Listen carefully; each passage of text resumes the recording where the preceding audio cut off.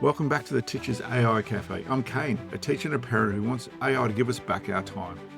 I share practical classroom-tested AI strategies to cut down your workload, improve your feedback and reduce stress so you can get your evenings back and be more present with your friends and family. No jargon, just actionable steps. Grab your mug. Now let's get going. Welcome back to this week's AI update for educators or teachers. So this week's updates, and once again, there's nothing really spectacular that's actually happening out there.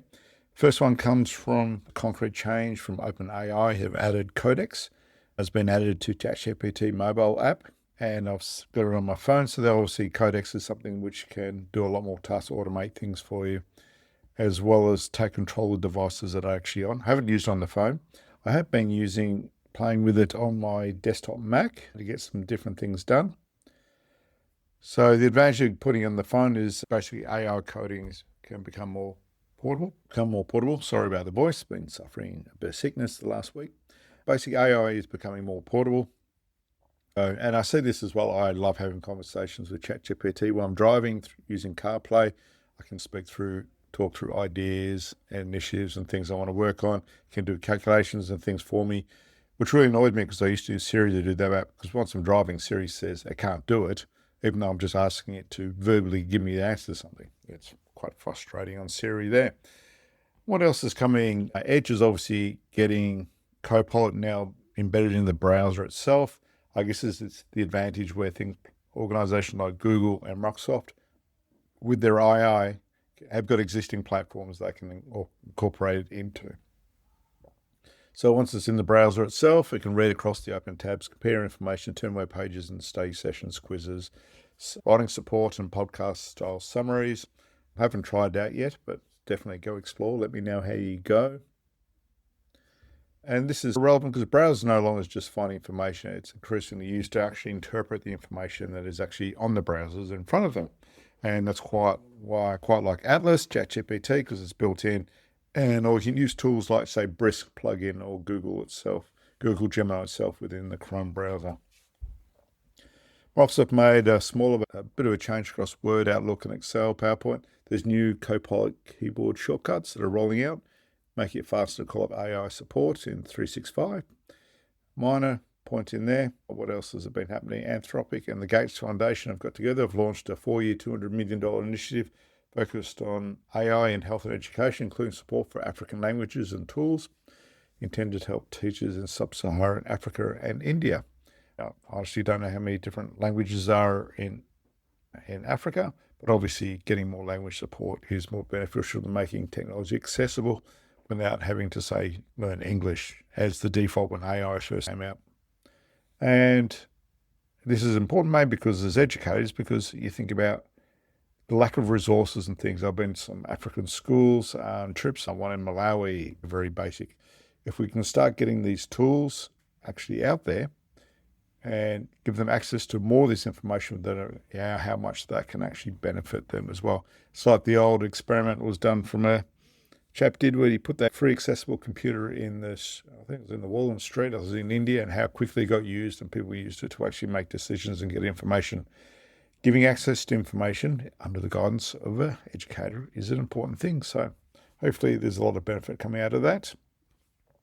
What Gemini's done is Gemini's personalised small features in Australia, allowing users that are eligible in the plan to connect services such as Gmail, photos, YouTube, search history to create more context awareness about things you're looking at when you're walking around. So that's very good if you're at Google and I guess you've got a browser and an account in Google and you link them all together and you use it just for work. That's why I say that's quite relevant.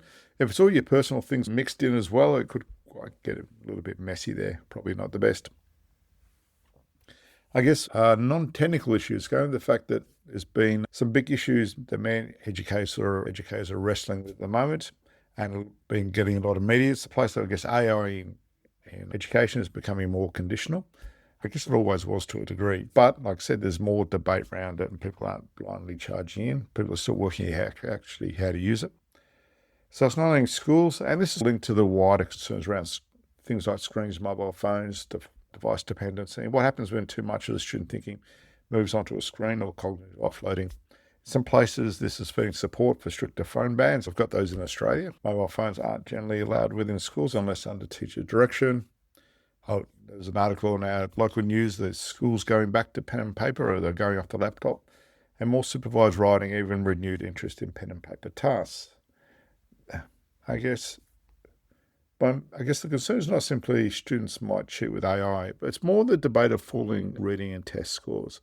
And I think reading is so important. I said all the main things that we need to do as teachers, we need to get kids to read. The ability to read and comprehend what they're reading is core to everything you do because it affects every single learning area. So, and obviously a lot of people playing mobile phones, they're seeing this connection there, and there's obviously a reduction. So an AI can definitely work within this environment because it is simply another tool. It's just under the teacher's direction. I guess what I'm going to live with, I'm playing with a bit of Claude Cowork and been trying out Codex. And what I've actually started off doing is actually using it to try and clear my files and order them. I've got an external drive that had 130,000 files that I've collected over my career of all the different classes I've taught, the resources done, the PD I've done.